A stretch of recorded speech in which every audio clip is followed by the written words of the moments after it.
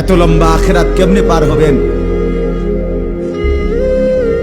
এত লম্বা কবরের জিন্দেগি কেমনে পার হবেন বলেন তো?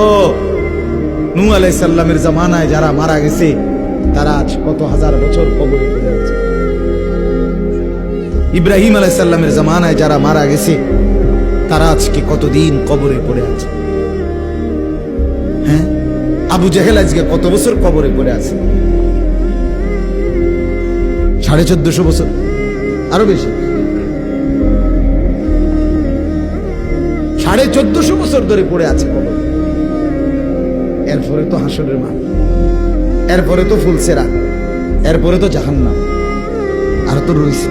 তাহলে দুনিয়ায় থাকলি কতদিন, কবরে পড়ে রইলি কতদিন? আপনি বলেন। আবু জেহেল দুনিয়াতে ছিল 800 বছর,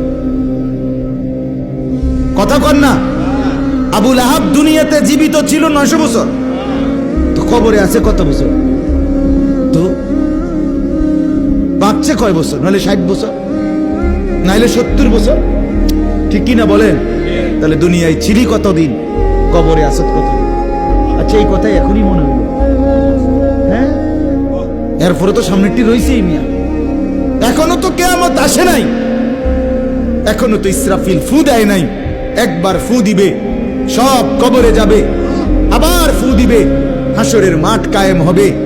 আবার হাসরের মাঠের একদিন, খোদার কসম এই কোরআনে আল্লাহ বলছে, হাসরের ময়দানের এখন একদিন, প্রতি একটা দিন কয় ঘন্টা? হাসরের একদিন আল্লাহ বলছে 50,000 বছর, 50,000 সানা, 50,000 বছর।